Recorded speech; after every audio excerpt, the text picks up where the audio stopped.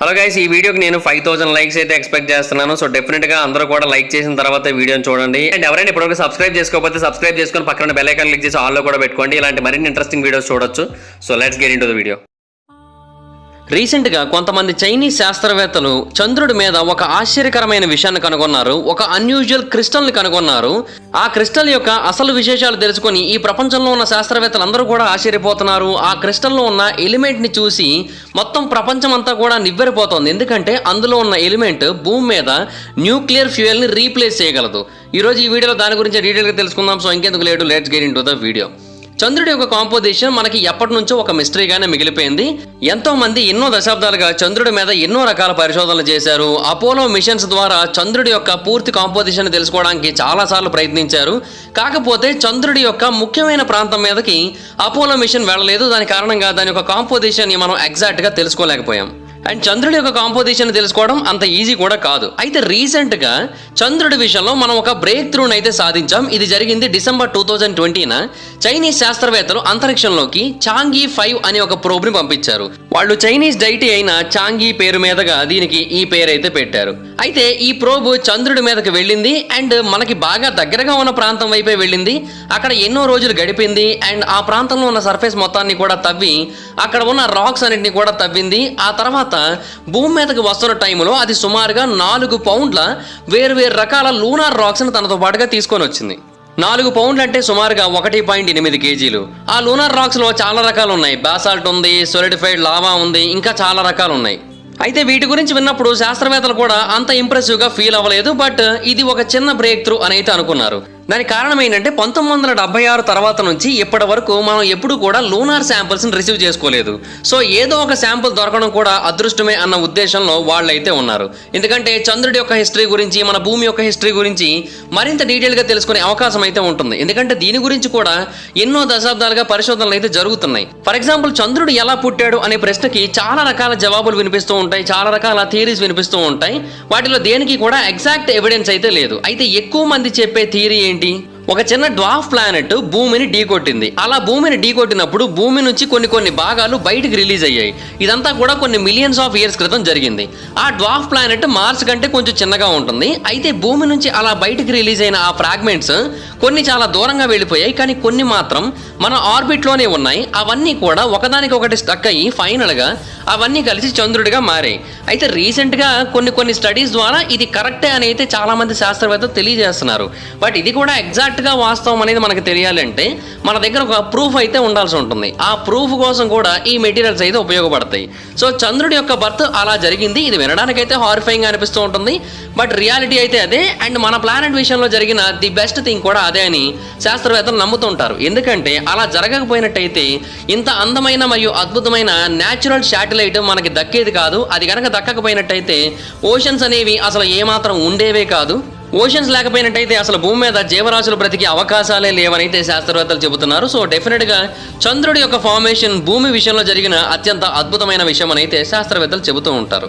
So చంద్రుడికి సంబంధించిన lunar samples ఎన్ని దొరికితే అంత హ్యాపీ అన్నట్టుగా శాస్త్రవేత్తలు అయితే ఉంటారు. ఆ దొరికిన శాంపుల్స్ అన్నింటినీ కూడా బీజింగ్ రీసెర్చ్ ఇన్స్టిట్యూట్కి చెందిన శాస్త్రవేత్తలందరూ కూడా పరిశోధనలు చేస్తున్నారు. అలా పరిశోధనలు చేస్తున్న టైంలోనే వాళ్ళకి ఆ రాళ్ల మధ్యలో ఒక అరుదైన మూన్ క్రిస్టల్ బయటపడింది. అది చూడడానికి ఫస్ట్ అయితే నార్మల్గానే కనబడింది, బట్ ట్రాన్స్పరెంట్గా ఉండడంతో దీని కారణంగా ఏమైనా కొత్త విషయాలు తెలియచేయేమో అని వాళ్ళు అనుకున్నారు. కాకపోతే ఆ క్రిస్టల్ చాలా అంటే చాలా సన్నగా ఉంది. ఒక హ్యూమన్ హెయిర్ అంత థిక్నెస్ని మాత్రమే కలిగి ఉంది. అండ్ ఇటువంటివి ఇంతకు ముందు కూడా చంద్రుడి మీద మనకు దొరికాయి. ఈ క్రిస్టల్స్ అన్నీ కూడా చంద్రుడి మీద జరిగే వాల్కానిక్ యాక్టివిటీ కారణంగా ఫామ్ అవుతూ ఉంటాయి. అంటే సేమ్ భూమి మీద కొన్ని గ్యారెనైట్స్ ఎలాగైతే ఫామ్ అవుతూ ఉంటాయో అలాగే అనమాట. ఇప్పుడు ఈ క్రిస్టల్ ఏ ప్రాంతంలో అయితే దొరికిందో ఆ ప్రాంతంలో కూడా చంద్రుడి మీద సుమారుగా 1.2 బిలియన్ సంవత్సరాల క్రితం వాల్కనోస్ చాలా ఎక్కువగా ఉండేవి. అవన్నీ కూడా బ్లాస్ట్ అయ్యాయని అయితే శాస్త్రవేత్తలు చెబుతున్నారు. దాని కారణంగానే ఈ క్రిస్టల్ ఫామ్ అయ్యి ఉండొచ్చని అయితే చెబుతున్నారు.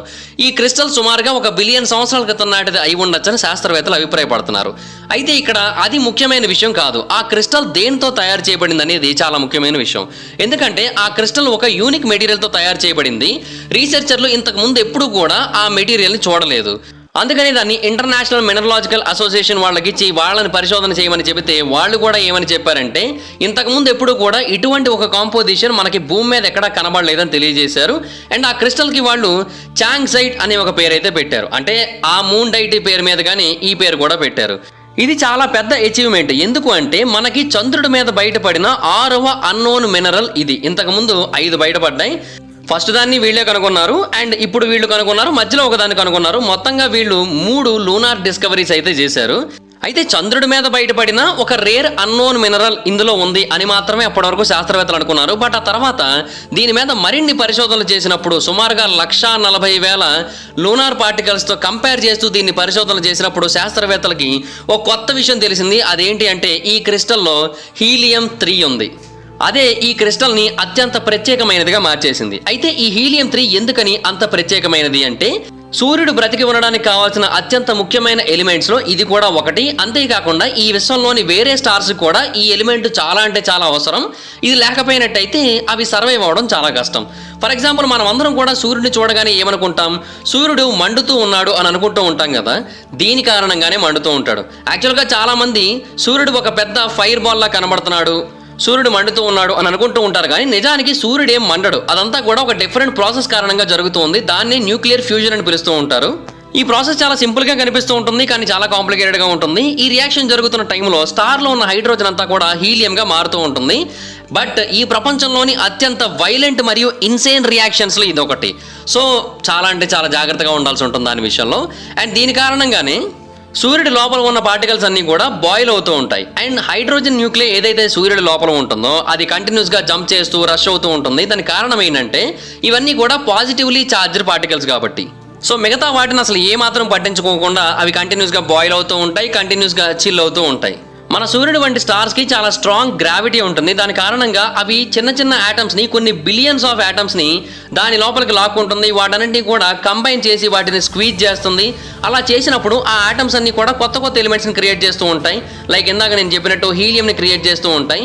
అండ్ ఇలాంటివి జరిగినప్పుడు సూర్యుడి నుంచి చాలా పెద్ద సంఖ్యలో ఎనర్జీ స్పేస్లోకి రిలీజ్ అవుతూ ఉంటుంది. అదే మనకి బర్నింగ్ లా కనిపిస్తూ ఉంటుంది. బట్ ఆ టైంలో ఇది చాలా అంటే చాలా పెద్ద సంఖ్యలో ఎనర్జీని బయటికి రిలీజ్ చేస్తూ ఉంటుంది. ఈవెన్ మనం ఇమాజిన్ కూడా చేసుకోలేం. అయితే ఈ హీలియం-3 అంటే ఏంటి? ఇది ఒక ఎలిమెంట్. ఒకవేళ సూర్యుడికే కనుక మాటలు వచ్చినట్టయితే సూర్యుడు కూడా ఈ హీలియం-3ని చూసి, బ్రో వద్దు బ్రో, అంత ఫైర్ అవ్వకూడదు బ్రో, ప్లీజ్ బ్రో, కంట్రోల్ అవ్వు బ్రో, కొంచెం కోపం తగ్గించుకో బ్రో అని చెబుతూ ఉంటాడు. ఎందుకంటే హీలియం-3 యాటమ్స్ యొక్క ఫ్యూజన్ నుంచి ఎంతైతే ఎనర్జీ రిలీజ్ అవుతుందో అది ఒక టిపికల్ న్యూక్లియర్ ఫ్యూజన్ నుంచి రిలీజ్ అయ్యే ఎనర్జీ కంటే ఎన్నో రెట్లు పెద్దగా ఉంటుంది. అండ్ ఇంకా అత్యంత ముఖ్యమైన విషయం ఏంటంటే ఇది అట్మాస్ఫియర్ని అసలు ఏమాత్రం పొల్యూట్ చేయదు. అంటే రేడియేషన్ లాంటి వాటితో ఏమాత్రం నింపదు. సో దీన్ని ఎంత వాడుకున్నా కూడా మనకి ప్రాబ్లం ఏమీ ఉండదు. కానీ భూమి మీద మనకి ఈ హీలియం-3 చాలా అంటే చాలా తక్కువగా ఉంది. మన అట్మాస్ఫియర్లో ఇది 1/1 మిలియన్ ఉంది. అంటే 1 మిలియన్ యాటమ్స్లో ఇది ఒక యాటమ్ మాత్రమే ఉంటుంది. అండ్ ఇంకొకటి ఏంటంటే ఇది కంటిన్యూస్గా స్పేస్లోకి ఎస్కేప్ అయిపోవడానికి ట్రై చేస్తూ ఉంటుంది భూమి మీద ఉండకుండా. దాని కారణంగా మనకి ఇది ఎక్కువగా దొరకదు. దీన్ని మనం వాడుకోవడం కూడా కష్టం. అయితే శాస్త్రవేత్తలు రీసెంట్గా కనుగొన్నది ఏంటి అంటే ఈ ఎలిమెంట్ ఒక ప్రాంతంలో చాలా ఎక్కువగా ఉంది. ఆ ప్రాంతం ఇంకేదో కాదు, చంద్రుడే. అక్కడ హీలియం-3 చాలా అంటే చాలా ఎక్కువగా ఉంది. భూమి మీద ఉన్నదానికంటే ఎన్నో రెట్లు ఎక్కువగా ఉంది. దానికి కారణం ఏంటంటే సూర్యుడు కంటిన్యూస్గా సోలార్ విండ్స్ని చంద్రుడి మీదకి పంపిస్తూ ఉంటాడు కదా. దానితో పాటుగా హీలియం-3 కూడా కొన్ని బిలియన్స్ ఆఫ్ ఇయర్స్గా చంద్రుడి మీదకి ట్రావెల్ అవుతూ వచ్చింది.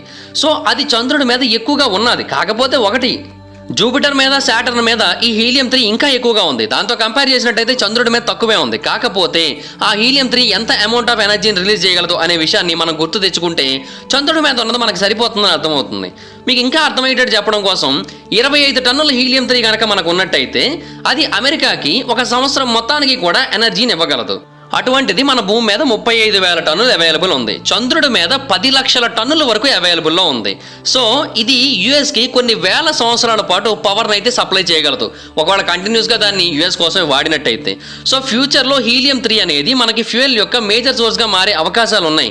ఇన్ఫాక్ట్ న్యూక్లియర్ ఫ్యూయల్ కంటే ఇదే చాలా బెటర్ కూడా. ఎందుకంటే ఇది ఏమాత్రం హార్మ్ఫుల్ వేస్ట్ని కానీ రేడియంని కానీ బయటికి రిలీజ్ చేయదు. అండ్ ఇది చాలా అంటే చాలా పవర్ఫుల్ అండ్ ప్రమాదకరమైనది ఏమాత్రం కాదు కూడా. So environmentally friendly, eco friendly, efficiently friendly. యాక్చువల్గా ఎకనామికల్గా అంత ఫ్రెండ్లీ అయితే కాదు, ఎందుకంటే తవ్వడానికి బాగా ఎక్కువ ఖర్చు అవుతుంది కాబట్టి. అయితే ఇది ఖచ్చితంగా మన భూమి మీద ఒక కొత్త రెవల్యూషన్ తీసుకొస్తుందని శాస్త్రవేత్తలు అయితే చాలా అంటే చాలా గట్టిగా అభిప్రాయపడుతున్నారు. సో చంద్రుడి మీద అది ఉన్నదని శాస్త్రవేత్తలు తెలిసింది ఎలాగా అంటే ఈ క్రిస్టల్ ద్వారానే తెలిసింది. సో దాని కారణంగానే ఇప్పుడు ఆ క్రిస్టల్ భూమి యొక్క జీవితాన్ని మార్చబోతోంది అని అయితే శాస్త్రవేత్తలు అభిప్రాయపడుతున్నారు. బట్ ఇక్కడ కూడా చాలా ప్రాబ్లమ్స్ అయితే ఉన్నాయి. అదేంటి అంటే ఇప్పటి వరకు మనం దాన్ని తవ్వి తీయగలిగేంత స్ట్రాంగ్ టెక్నాలజీతో సిద్ధంగా లేము. హీలియం 3ని ఉపయోగించాలంటే మనం హై లెవెల్ టెంపరేచర్స్ని క్రియేట్ చేయాల్సి ఉంటుంది. అండ్ ఎక్కడైతే మనం దాన్ని క్రియేట్ చేస్తామో అది చాలా అంటే చాలా స్ట్రాంగ్గా ఉండాల్సి ఉంటుంది. క్రేజీ టెంపరేచర్స్ అవసరం, క్రేజీ ప్రెషర్ అవసరం, అంతేకాకుండా ఒక థర్మో న్యూక్లియర్ రియాక్టర్ కూడా కావాలి. ఇన్ఫ్యాక్ట్ ఇప్పటివరకు దాన్ని ఎలా నిర్మించాలో మనకు ఒక క్లారిటీ కూడా లేదు. అండ్ దాన్ని ఆ టెంపరేచర్స్ వరకు హీటప్ చేయడం అనే విషయం మీద కూడా మనకి ఏమాత్రం క్లారిటీ అయితే లేదు. అండ్ ఆ ప్రెషర్ని కూడా అది మెయింటైన్ చేసేటట్టుగా దాన్ని జాగ్రత్తగా చూసుకోవాల్సి ఉంటుంది. సో హీలియం 3ని ఎలా హ్యాండిల్ చేయాలో ఇప్పటికైతే మనకి పూర్తిగా తెలియదు కాబట్టి దాన్ని మనం తవ్వి తెచ్చినప్పటికీ కూడా మన దగ్గర ఉపయోగం అయితే లేదు. అయితే ఈ హీలియం 3 కోసం ఆల్రెడీ చాలా దేశాలు రేస్ని అయితే మొదలు పెట్టాయి. న్యూక్లియర్ రీసోర్సెస్ కోసం ఇప్పటికే భూమి మీదే చాలా పోటీ అయితే జరుగుతోంది.